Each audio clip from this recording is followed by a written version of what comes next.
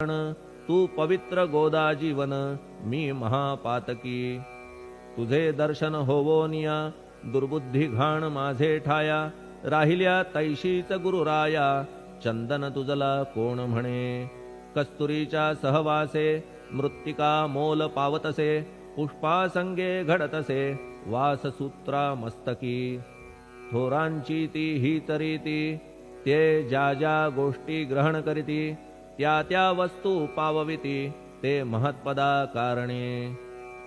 भस्म कौपीन नंदीचा शिवे केला संग्रह साचा। म्हणून त्या वस्तूंचा गौरव होत चहूकडे। गोपरंजनासाठी वृंदावनी यमुना तटी। काला खेळला जगज्जेठी तोही मान्य झाला बुधा। तैसा मी तो दुराचारी परी आहे तुमच्या पदरी।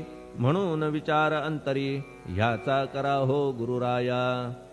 ऐहिक वा पारमार्थिक ज्या ज्या वस्तूस मानील सुख। माझे मन हे निशंक त्या त्या पुरविणे गुरुराया। आपुल्या कृपेने ऐसे करा मना लागी आवरा। गोड केल्या सागरा क्षारोदकपणाची नसे भीती। सागरा गोड करण्याची शक्ती आपणामध्ये साची। म्हणून दास गणूची याचना ही पुरी करा। कमीपणा जो जो माझा तो तो अवघा तुझा। सिद्धांचा तू आहेस राजा कमीपणान बरवा तुझसी। आता कशास्तव बोलू फार तूच माझा आधार। शिशु मातेच्या कडेवर असल्या निर्भय सहजची। असो ह्या स्तोत्रासी जे जे वाचतील प्रेमेसी। त्यांच्या त्यांच्या कामनेसी तुम्ही पुरवा महाराजा। ह्या स्तोत्रास आपुलावर हाची असो निरंतर। पठण करत्याचे त्रिताप दूर व्हावे एक संवत्सरी। शुचिर्भूत होऊन नित्य स्तोत्र करावे पठण। शुद्ध भाव ठेवून आपुलिया मानसी। हे अशक्य असले जरी तरी प्रत्येक गुरुवारी सद्गुरुमूर्ती अंतरी आणून पाठ करावा।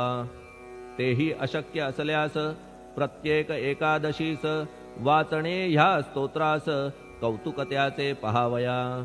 स्तोत्रपाठका उत्तम गती अंती देईल गुरुमूर्ती। ऐहिक वासना सत्वरगती त्यांची पुरवून श्रोते हो। ह्या स्तोत्राच्या पारायणे मंदबुद्धी होतील शहाणे। कोणा आयुष्य असल्या उणे तो पठणे होय शतायू। धनहीनता असल्या पदरी कुबेर येऊन राबेल घरी। हे स्तोत्र वाचल्यावरी सत्य सत्य त्रिवाचा। संततिहीना संतान होईल स्तोत्र केल्या पठण। स्तोत्र पाठकाचे संपूर्ण रोग जातील दिगंतरा। भय चिंता निवेल मान मान्यता वाढेल।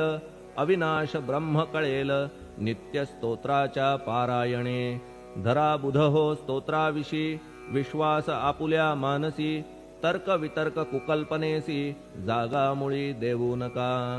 शिर्डी क्षेत्राची वारी करा पाय बाबांचे चित्ती।